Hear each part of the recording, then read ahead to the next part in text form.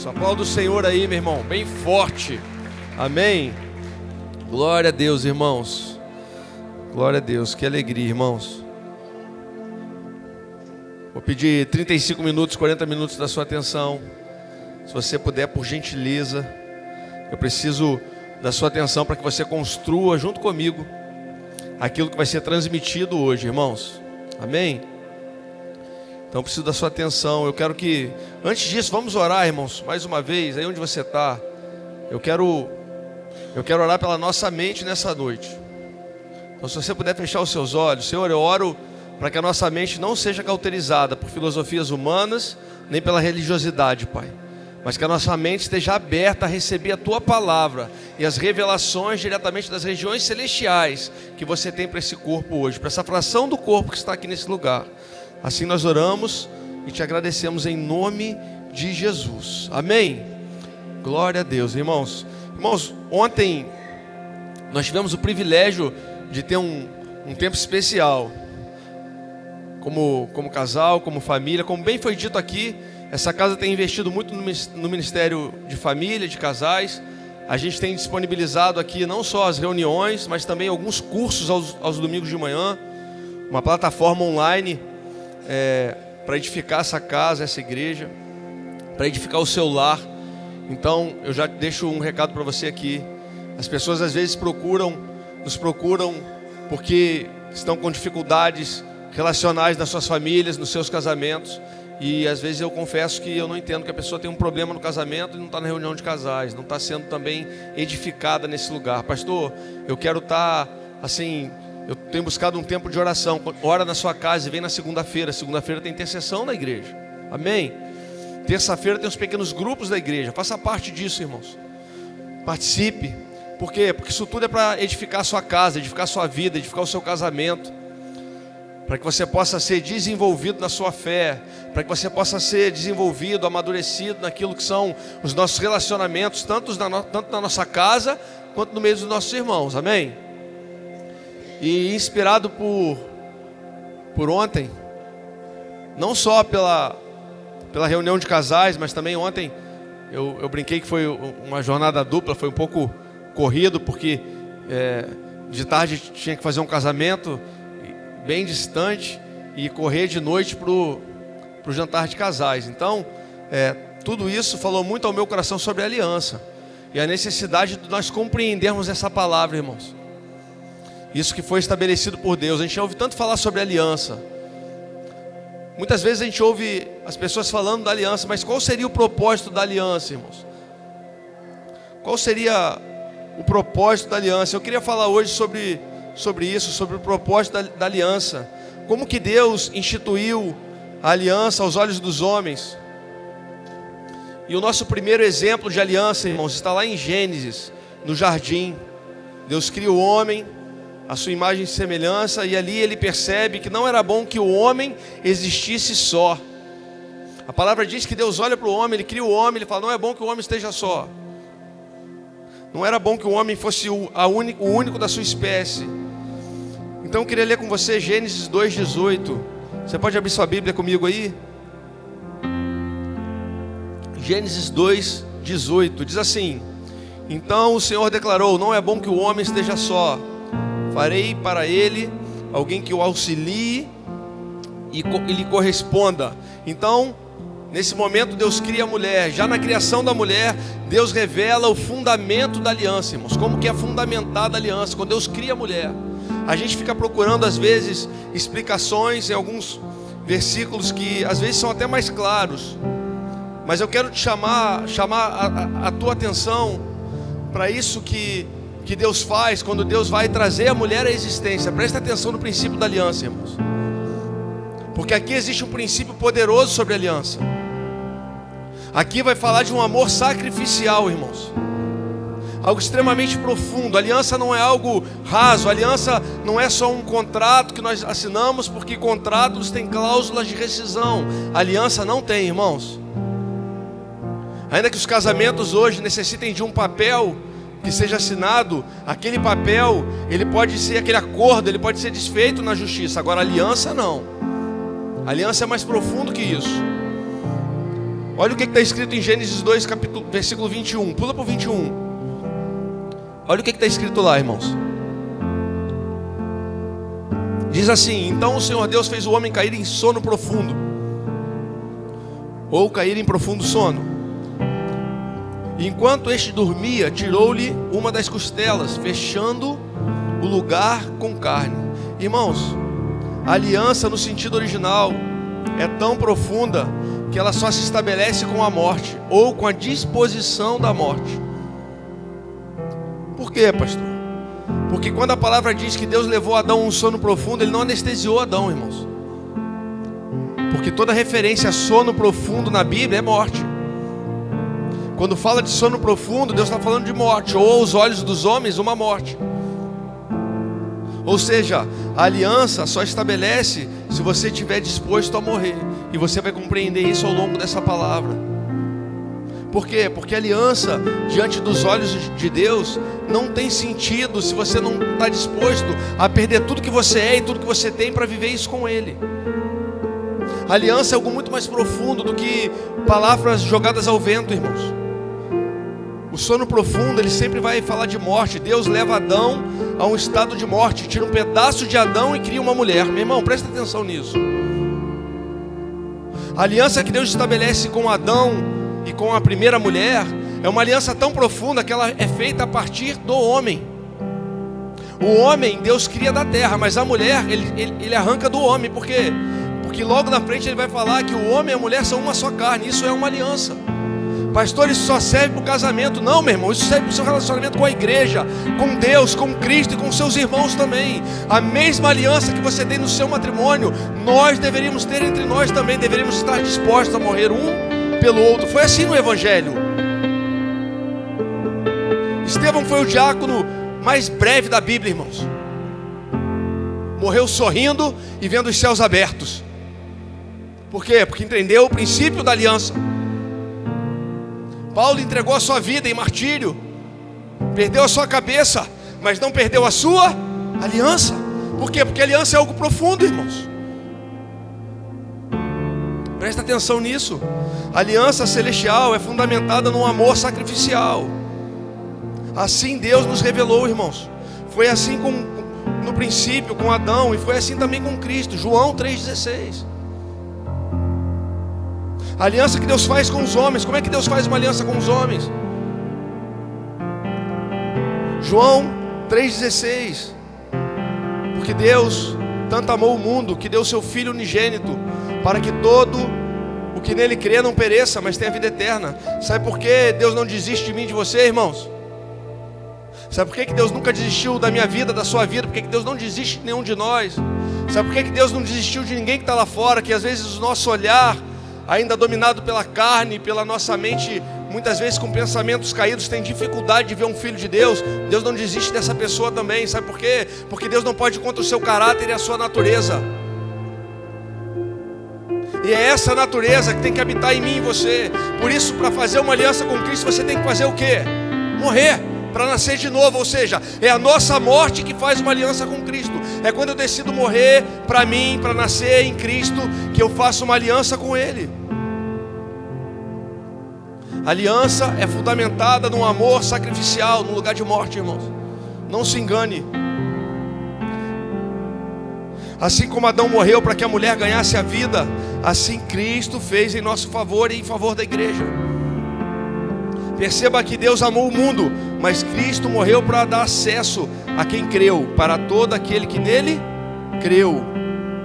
Mais uma vez, Deus aqui revela o fundamento da aliança em um amor sacrificial. Você lembra como é que nasceu a igreja, irmãos? Todo mundo aqui lembra como nasceu a igreja? A igreja, ela se inicia em Atos, com a descida do Espírito Santo, mas ela não nasceu em Atos. A igreja nasce da mesma forma que nasce a mulher, a primeira mulher.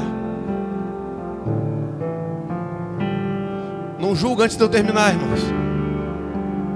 Por quê? Como é que nasce a primeira mulher? Quando o homem que Deus criou morre, e do seu lado Do lado do homem, assim está no original, é arrancada uma parte do homem para que ali nasça a mulher. Qual é a maior analogia entre Cristo e a igreja? Entre um homem e uma mulher, um casamento. Ou seja, quando você compara a igreja e Cristo, você lembra de Adão, de Eva, do matrimônio, do homem e da mulher. E onde é que nasce a igreja? Nasce com Cristo morrendo na cruz. Quando Cristo nasce na cruz, Ele está parindo a igreja. Você já ouviu alguém ser ferido e sair água da sua ferida, irmãos? As mulheres aqui vão entender melhor que os homens. Quando é que sai água quando alguém é ferido? Ou quando alguém é cortado? Sai água quando? A única forma de sair água de dentro de alguém, quando alguém é cortado, é no parto, irmãos. Porque se você cortar a sua costela, a minha costela, só vai sair sangue. Não tem água para sair aqui. Mas quando existe um parto e existe um corte profundo, daquele lugar sai água e sai sangue. Por quê? Porque ele está nascendo vida. Quando Cristo morre na cruz, quando ele é colocado na cruz, a palavra diz que um soldado romano vai lá e fere a sua costela. A mesma expressão usada com Adão.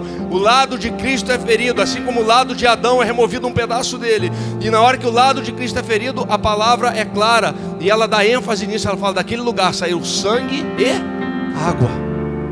Está escrito isso, pastor? Claro que está. João 19, 34. Para não ficar só nas minhas palavras. O que está escrito lá?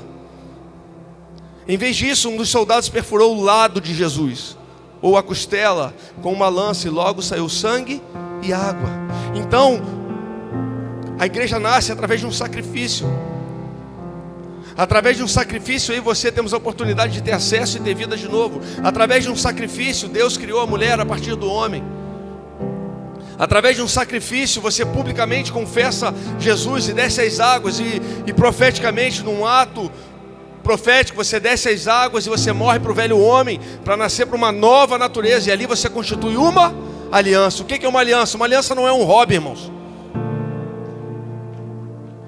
Se você dedica 2 horas da sua semana num culto de domingo para Deus, você tem um hobby. Se você é movido por eventos, por eventos gospel e coisas desse tipo, e você só se empolga com essas coisas, isso é um hobby. Agora, se você tem uma vida que é dedicada ao Senhor, dedicada a Deus, às coisas de Deus, se você entrega a sua vida de verdade por Ele, se você se sacrifica por Ele, se sacrifica pela igreja, pelos seus irmãos, se você faz isso, aí você vive um evangelho real. Um evangelho onde você tem uma aliança feita através de sacrifício. Se você pode ter uma aliança com alguém, ou uma aliança com a igreja, uma aliança com Deus, e você não sacrifica nada por essas coisas, você não tem uma aliança. No máximo você vive por conveniência. Eu não estou falando para você, estou falando para todos nós, irmãos, para que a gente tenha consciência daquilo que Cristo nos chamou para ser. E não tem a ver com o que você vai fazer, tem a ver com o que você vai se tornar enquanto você está fazendo. Mas a aliança é algo muito mais profundo. O que eu aprendo aqui, irmãos? Que tudo no Evangelho é fundamentado em um amor sacrificial. O amor ainda é o fundamento de todas as coisas, mas não é um amor circunstancial. Não é o amor que eu digo que tem por aquilo que eu vejo. É o amor que eu tenho disposto a sacrificar algo em prol daquilo que eu estou vendo. Quando Cristo morreu, Deus trouxe à existência a igreja, assim como Deus fez com Adão, quando tirou dele a mulher da sua costela. Toda essa analogia entre Adão e Eva, Cristo e a igreja, essa aliança sacrificial, ela serve para que eu e você nós possamos enxergar e perceber, discernir, ter uma revelação daquilo que Cristo quer que nós entendamos como aliança. Por isso, quando você olha para Gênesis e você vê o princípio da criação do homem e da mulher, ali você tem que ver o que envolve uma aliança. Quando você olha para Cristo morrendo numa cruz por mim e por você, você tem que discernir, ter revelado ali como que Cristo nos ensinou a ter uma aliança. Ele nos ensinou a ter uma aliança morrendo por nós. Foi assim que ele nos ensinou a ter uma aliança. Agora, se o fundamento da aliança é o amor, qual seria o propósito, irmãos? Qual seria o objetivo da aliança? Nós vamos voltar lá em Gênesis. Irmãos, toda vez que você quiser compreender sobre algo poderoso, já falei aqui muitas vezes, vai no princípio de todas as coisas. Por isso que a gente foi lá em Adão, na criação do homem e da mulher, para entender sobre a aliança, um amor sacrificial. E qual que é o propósito? quando ele cria o homem e a mulher, o que ele fala? Qual a missão que ele dá para Adão e para Eva, irmãos, no jardim? Você lembra? Retorna em Gênesis capítulo 1 e vai lá no 27. Deus criou o homem à sua imagem, a imagem de Deus, Deus o criou. O homem e a mulher os criou. Deus os abençoou e disse, o que Deus disse?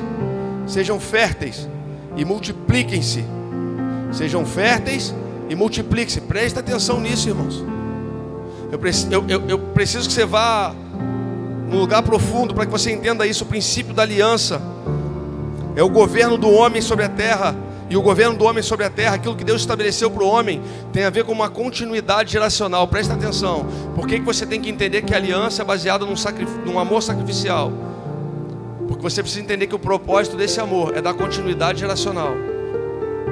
É para que haja continuidade geracional. Por isso que ele falou, olha, sejam férteis e multipliquem-se. Deus cria o homem, estabelece o casamento, ele cria a família, ele dá autoridade ao homem sobre toda a criação com um único objetivo: dar continuidade geracional, continuar aquilo que Deus estava iniciando.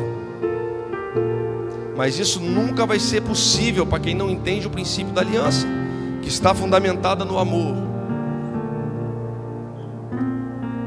Irmãos, você lembra o que a serpente fez no jardim? Você sabe qual que é o maior desejo de Satanás, irmãos? Não é destruir a igreja, irmãos. Não é isso. Eu vou construir com você esse pensamento para chegar na igreja, você vai entender. O maior desejo de Satanás é quebrar alianças, irmãos. Porque se as alianças são quebradas, a continuidade é interrompida. Presta atenção nisso. Usa o casamento para você visualizar. Se um homem ou uma mulher se casam em aliança e essa aliança é quebrada, eles não vão ter filhos, eles vão se separar, vão estar desunidos. E a partir dali não há continuidade dentro daquela geração. Então o que o diabo sempre desejou foi criar separação, segregação. E assim como você pode ter essa ilustração no matrimônio, assim também é na igreja. Por quê? Porque filhos não podem ser gerados sem aliança. Presta atenção, porque Deus usa como analogia o homem, a mulher e o casamento. Uma aliança feita com um envolvimento que envolve sangue. E a partir desse envolvimento entre um homem e uma mulher são gerados filhos.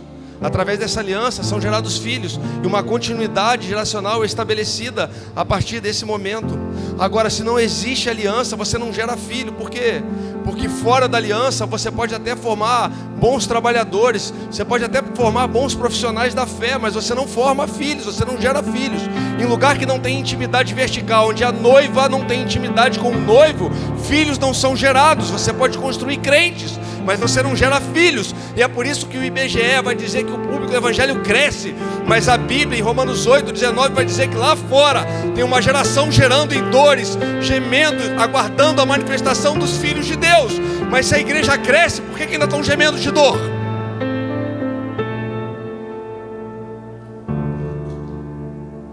Porque não adianta construir crente bem comportado.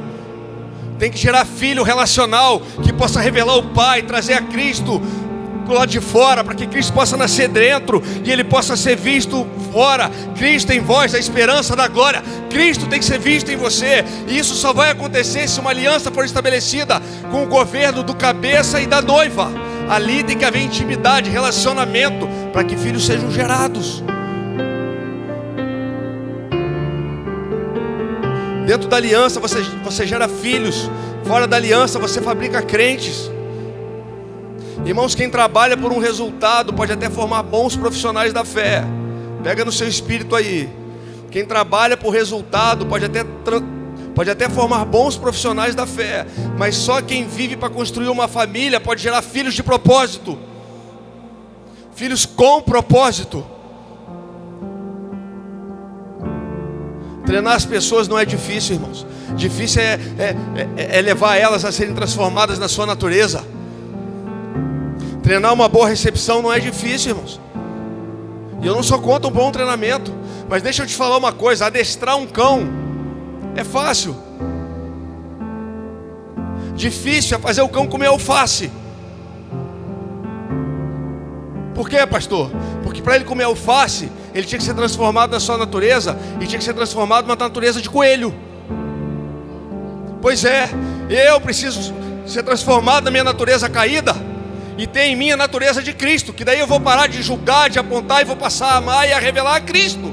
Mas eu só posso fazer isso se a minha natureza está sendo transformada. Por isso não adianta você ser bem treinado, irmãos. Não adianta a gente só falar, faz assim, não faz assim. A gente treina todo mundo, bota todo mundo igual, vestindo a mesma roupa, falando do mesmo jeito. Não adianta nada, irmãos. Não faz diferença. Não faz diferença nenhuma. Por quê? Porque não tem uma transformação de natureza. O que nós precisamos? De uma transformação de natureza. Nicodemos, importa-te nascer de novo. Meu Deus, importa-te nascer de novo. Uma nova natureza. E isso é uma aliança. Isso só é possível quando eu me submeto ao modelo de aliança estabelecido por Cristo. Eu vou repetir, uma aliança fundamentada em um amor sacrificial. Uma aliança onde você não precisa mais ter razão, irmãos. Não fica brigando para ter razão não, irmãos. Onde você só precisa andar debaixo do propósito. Uma aliança onde você não precisa mais sair vencedor das suas conversas e dos seus debates. Você só precisa cumprir o seu chamado, seja no altar ou seja na cruz. Seja onde for, você só precisa cumprir o seu chamado. E qual que é a estratégia de Satanás para corromper e quebrar as alianças, irmãos? Lembra de Gênesis? Qual que é a estratégia? Usar o que você vê e o que você sente. Por isso que a palavra fala que você não pode andar pelo que você sente, meu irmão, nem pelo que você vê. Você tem que andar pelo que você crê, porque a fé é a certeza das coisas que eu não vejo. A estratégia de Satanás é me seduzir pelo que eu estou vendo, pelo que eu estou sentindo. Porque se eu for levado pelo que eu estou vendo, pelo que eu estou sentindo, eu quebro as minhas alianças. E aí os filhos não são gerados e a continuidade geracional não acontece. A ideia, irmãos, do diabo não é matar você. A ideia do diabo não era matar Adão e Eva. Se fosse assim, a serpente teria ido até os dois. E agora eu vou dar um nozinho na nossa mente, mas eu peço para que você depois se debruce em Gênesis 1, 2 e 3, para que você entenda isso. Eva foi atraída pelo que, irmãos? Pelo aquilo que foi atraente aos olhos e agradável ao paladar, não foi isso? Agora presta atenção. Pensa comigo. Você já leu aqui a criação do homem e da mulher, uma aliança, uma só carne, os dois sendo um. Você leu aqui comigo que o propósito de Deus era que eles dessem continuidade geracional, gerassem filhos, para que eles se multiplicassem e tivessem uma continuidade geracional através dos filhos que eles teriam, numa aliança que Deus formou entre os dois. Aí a serpente aparece no jardim e ela vai e aparece a Eva, e ela começa a seduzir Eva pelo que Eva está vendo, por aquilo que é agradável aos olhos de Eva. Agora, por que a serpente não foi até Eva e Adão ao mesmo tempo para derrubar logo os dois, irmãos? Por que ela não fez isso, irmãos? Será que ela não era astuta o suficiente? A ideia não era tirar Eva e Adão do jardim, era tirar um dos dois só, irmãos. Porque se ela tira um dos dois, ela quebra totalmente a continuidade geracional. Presta atenção. A ideia era só tirar Eva daquele lugar, daquele ambiente, separar Eva de Adão, quebrar uma aliança. A ideia da serpente não era: eu vou matar Eva, eu vou destruir Eva. Não, eu vou quebrar a aliança que Eva tem com Adão. Porque se eu quebrar essa aliança, eles não vão cumprir aquilo que Deus falou. Eles não vão dar continuidade geracional, eles não vão formar filhos. A coisa não vai acontecer, vai agarrar, porque eu separei os dois, eu tirei eles do mesmo ambiente. É isso que a serpente estava fazendo naquele lugar, criando divisão e separação. Porque pior que a morte de um homem é ele estar perdido no seu propósito. O homem e a mulher tinham uma missão, irmãos: povoar a terra, dar continuidade geracional através dos filhos. Pois é, o diabo não quer parar a igreja, ele só quer que ela não cumpra o seu propósito de gerar filhos. O diabo só quer que a igreja fique cada vez maior e cada vez mais distante de Cristo, cada vez mais atraente aos olhos. Presta atenção, cara. Porque Eva foi seduzida pelo que viu. Então Satanás influencia para que o ambiente, que deve ser um ambiente de aliança, se torne um ambiente de entretenimento. E a igreja passa a ser atrativa aos olhos, passa a ser agradável ao paladar. Ela passa a ser mais aceitável diante dos olhos caídos e pecadores da carne. E cada vez mais ela se distancia do noivo. E cada vez mais a distância do noivo faz com que ela não gere filhos. Ela produz, ela treina pessoas, mas ela não renova a natureza, porque ela está longe do noivo. E sem um relacionamento com o noivo, filhos não nascerão.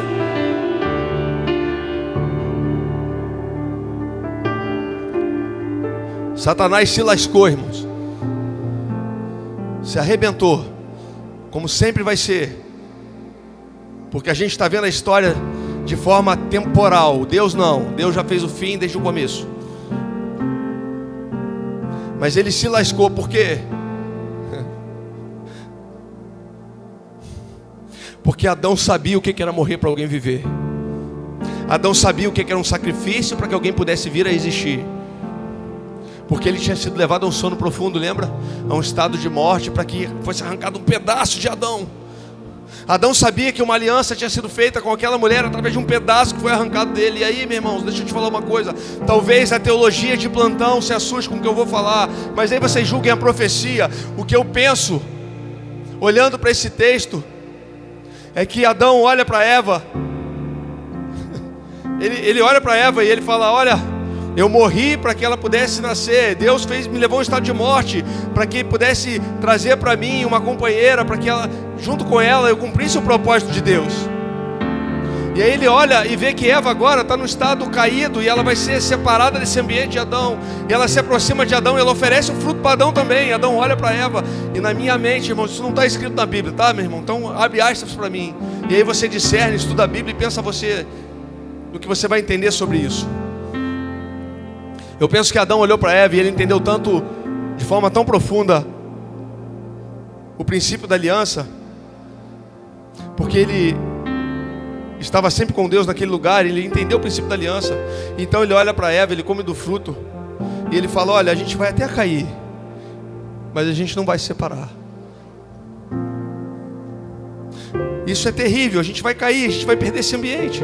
Mas a gente vai perder, já que você já perdeu o ambiente, eu vou perder o ambiente com você, mas nós não vamos deixar de gerar os filhos. E eu vou estar no local caído, mas os filhos vão ser gerados, porque eu creio que esse Deus que me gerou, que me levou a um estado de morte para que você pudesse nascer, Ele pode remir na próxima geração. E nós vamos para um outro ambiente, mas nós vamos gerar filhos. Caim e Abel. E Caim mata Abel. E nasce quem? E nasce Sete, da geração de Sete. Uma continuidade é feita, porque um princípio de aliança foi entendido e estabelecido.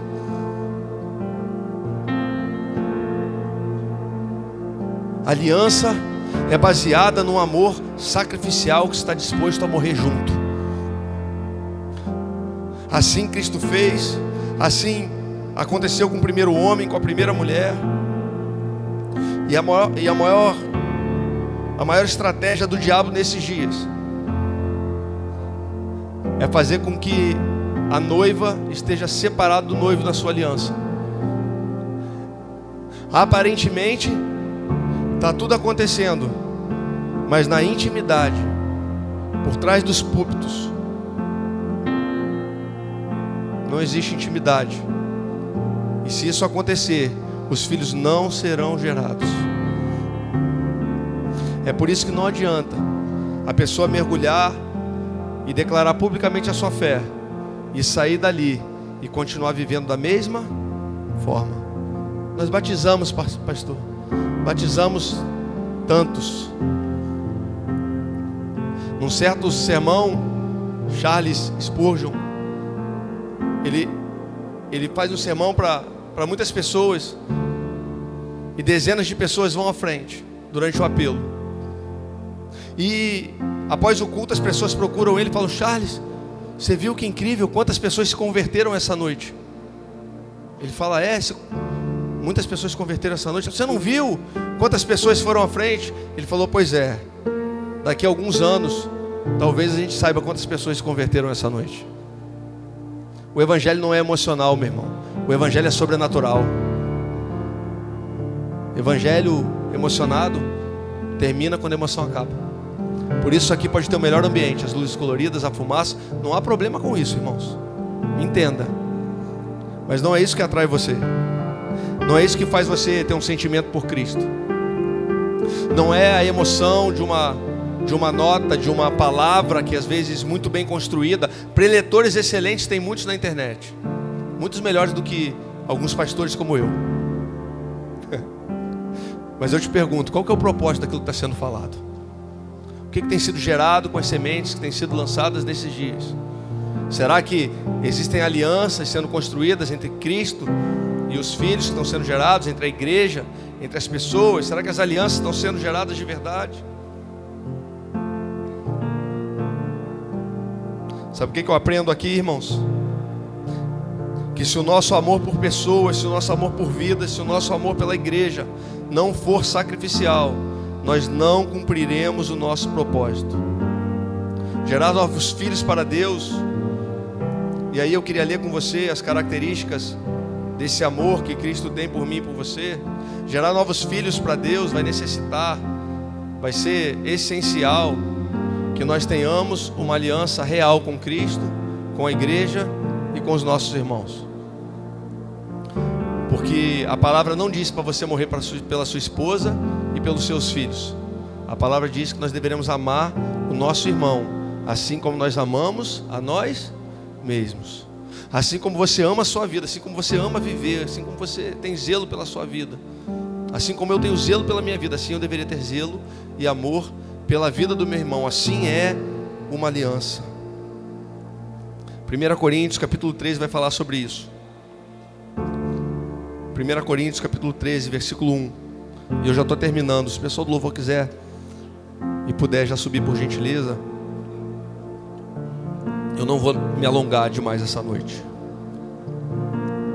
Eu só queria que você compreendesse o princípio e o propósito. O princípio da aliança está fundamentada no amor sacrificial, e o propósito em dar continuidade naquilo que Deus já começou. E isso só vai ser feito com novos filhos. Pastor, como que isso é feito? Através de intimidade e relacionamento com Deus. Amém? Basicamente é isso que eu queria que você pegasse no seu espírito, no seu coração essa noite. E eu queria que de verdade, se você puder, eu queria que você lesse Gênesis 1, 2 e 3 completo em casa, irmãos. Lê e medita nisso. Lê Gênesis 1, 2 e 3, lê Efésios 5. Por quê? Porque a gente precisa compreender as escrituras de formas mais profundas. Existem palavras literais que estão ali e elas são perfeitas, inerrantes. Mas existem coisas, irmãos, que se você não mergulhar nas escrituras, você não vai compreender. Existem coisas que você ouve e aquilo às vezes choca e parece até uma heresia do que a gente está falando. Mas perceba, irmãos, que Cristo, quando Ele cria o homem e a mulher, a primeira vez que Ele cria um homem e uma mulher, Ele já começa a nos ensinar sobre o princípio da aliança, do casamento, da relação de Cristo, da igreja e do propósito que tinha isso. Está tudo em Gênesis, irmãos. Está tudo no princípio. Está tudo escrito lá. Se a gente discernir, tiver uma revelação real do que está escrito ali, nós vamos compreender o que Deus deseja de cada um de nós. O que Ele deseja, pastor? Que a gente gere filhos para Deus.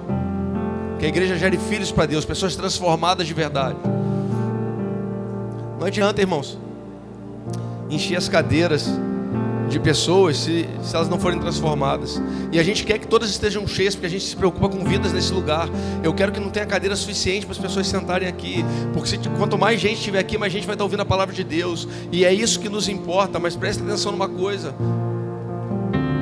esse lugar aqui não é um lugar onde a gente vai trazer talvez palavras bonitas para agradar você, mas você pode ter certeza, a gente vai falar verdades aqui, para que você possa se levantar daqui e sair daqui pensando sobre tudo que você ouviu, para que você possa ser realmente transformado na sua natureza. Eu já falei aqui no discipulado que eu vou retomar a partir talvez do mês que vem. Mês que vem, irmão? Vou retomar o discipulado porque a gente precisa reconstruir alguns pensamentos. O evangelho nunca foi comportamental. O evangelho sempre foi relacional. E talvez a igreja tenha ficado nos últimos 50, 60 anos cuidando do comportamento das pessoas, preocupada com a sua vestimenta, com o seu linguajar. Isso é importante também, irmãos. A ordem e a decência, amém? Mas isso não retrata o coração de ninguém. E aí, se a gente ficar cuidando do comportamento, irmãos, mas não sentar numa mesa para ter um relacionamento, não apresentar Cristo para elas, para que Ele seja revelado através de uma relação, não vai haver mudança em ninguém. As pessoas vão continuar vindo aos cultos, se vestindo bem, botar uma Bíblia debaixo do braço, vai dar a paz do Senhor para o seu irmão, vai continuar assistindo pornografia na internet, vai continuar traindo a esposa, batendo na esposa. Ô irmão, isso não é evangelho não, cara. A igreja não te salva. Vou escandalizar você de novo essa noite, já que eu estou fazendo isso bastante. A igreja não te salva. Se você crê em Cristo, você creu nele, você já está salvo, irmão. Não se preocupa com isso não. Não vem para cá domingo buscando salvação, que você não encontra salvação aqui. A salvação você encontra nele, ele já fez por você. O que você encontra aqui? Propósito, comunhão, desenvolvimento, amadurecimento. Aqui você cresce, é desenvolvido. Aqui você é impulsionado a viver aquilo que Cristo quer que você viva. É por isso que você vem aqui. Você não vem aqui porque você está com medo. Você vem aqui porque você entendeu. Você entendeu o chamado de Cristo. E como é que é esse amor, pastor? Ele é assim, ó. Ainda que eu fale a língua dos homens e dos anjos, se não tiver amor, serei como sino que ressoa, ou como prato que retine. Ainda que eu tenha o dom de profecias e saiba todas as coisas, os mistérios e todo o conhecimento, e tenha uma fé capaz de mover montanhas, mas se não tiver amor, nada serei. Ainda que eu dê aos pobres tudo que eu possuo, entregue o meu corpo para ser queimado, mas não tiver amor, nada disso me valerá. Por quê? Porque o amor é paciente, o amor é bondoso, o amor não inveja, o amor não se vangloria, não se orgulha. Irmãos, o amor não maltrata, ele não procura os seus próprios interesses, não se ira facilmente, não guarda rancor. O amor não se alegra com a injustiça, mas se alegra com a verdade. Tudo sofre, tudo crê e tudo suporta. Fica de pé comigo no seu lugar. Fica de pé comigo no seu lugar, por favor.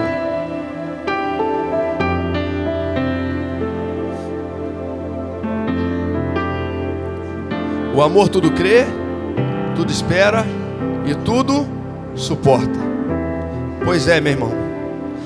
Essa noite eu creio que Deus nos trouxe aqui para nos revelar de forma profunda o seu amor e a sua aliança, para nos revelar o nosso propósito como o corpo de Cristo. Sabe o que é extraordinário? Deus nunca quebrou a aliança conosco. A aliança que Cristo tem comigo e com você continua disponível para mim e para você. Está no mesmo lugar, irmãos. Eu só preciso acessar esse lugar. Afinal, Ele morreu para que todo aquele que nele crê não pereça, mas tenha vida eterna. O que eu tenho que fazer, pastor? Você só tem que crer, irmãos. Você não tem que fazer nada, porque Ele já fez por mim e por você.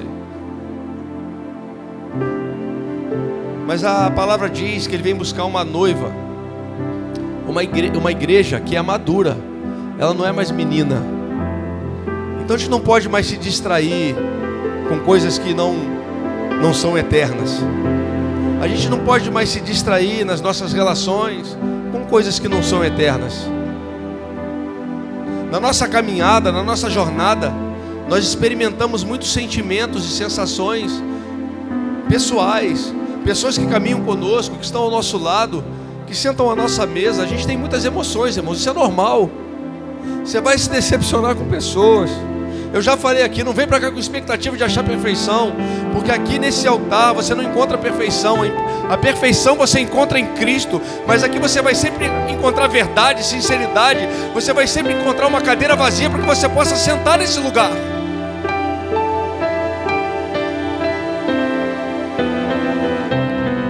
Deus está nos despertando essa noite, irmãos, por um amor sacrificial, para que a gente olhe para Ele e a gente compreenda o que é ser um filho maduro. Sabe o que é ser um filho maduro, irmãos? Sabe o que é ser um filho maduro? É seguir o exemplo do maior modelo da história, o Deus que se fez homem. Porque o Deus que se fez homem andou sobre a terra, padeceu dores, decepções, sofrimentos. A palavra diz que que esse Deus que se faz homem, Jesus Cristo, quando estava andando sobre a terra, chegando o tempo do fim, ele se angustiou ao ponto de suar sangue, irmãos. Ou seja, ele sentiu o que nós sentimos, ele tinha os mesmos sentimentos, ele sofreu as mesmas decepções. Ele olhou quando voltou, e aqueles que diziam ser seus discípulos estavam dormindo. Você vai se decepcionar com pessoas, você vai encontrar imperfeição na igreja, nos pastores da igreja, na liderança da igreja, irmãos, mas isso não é motivo para que a gente não conserte as nossas alianças, que a gente não ande em aliança. Por quê? Porque ele se ajoelha e diante de um tempo de sofrimento, a palavra diz que ele se ajoelha, ele ora, ele fala com seu pai, ele fala com Deus, ele fala: Senhor, se for possível, passa de mim esse cálice, contudo, faça a sua vontade e não a minha. O que é ser um filho maduro, pastor? Senhor, faça a sua vontade, não a minha. Porque ele era o próprio Deus, então ele não podia quebrar a sua natureza e contra o seu caráter, ele não podia quebrar uma aliança com o Pai. Sabe o que Deus está nos chamando essa noite? Para que a gente tenha uma aliança verdadeira com Ele, de um amor sacrificial por Ele. Meu irmão, eu quero convocar você não para ser mais um soldado de Cristo, irmãos, e não tem problema usar essa expressão, mas eu não quero convocar você essa noite para ser mais um soldado que vai guerrear a guerra de Cristo. Não, quero chamar você para ser um filho que vai ser abraçado por um pai, vai ter muitos irmãos e vai cumprir o seu propósito nessa terra em aliança com seus irmãos, numa aliança baseada e fundamentada em um amor sacrificial. Uma aliança baseada e fundamentada no amor sacrificial. Pastor, eu preciso renovar a minha aliança. Enquanto a gente vai louvar aqui antes de encerrar, se você precisa renovar a sua aliança, vem aqui na frente, eu vou orar com você. Pastor, eu preciso renovar a minha aliança, porque eu não entendia que a aliança envolvia um amor desse tamanho. Então, meu irmão, vem aqui na frente, nós vamos orar com você. Pastor, eu nem conhecia o amor de Cristo. Vem aqui na frente, porque Deus essa noite vai impactar você com o seu amor. Ele vai abraçar você como nunca antes. Ele vai pegar você por dentro como nunca antes. Então, se você deseja, meu irmão, vem aqui na frente, nós vamos orar por você. Você não pode sair daqui essa noite sem ter a sua aliança estabelecida com Cristo, de forma real, verdadeira, sobrenatural. Amém? Então, se você deseja isso, meu irmão, se você deseja isso, pode vir aqui na frente que nós vamos orar por você. Enquanto a gente louva, enquanto a gente adora, nós vamos orar por você. Ninguém vai sair daqui essa noite sem entender o que é uma aliança com Cristo.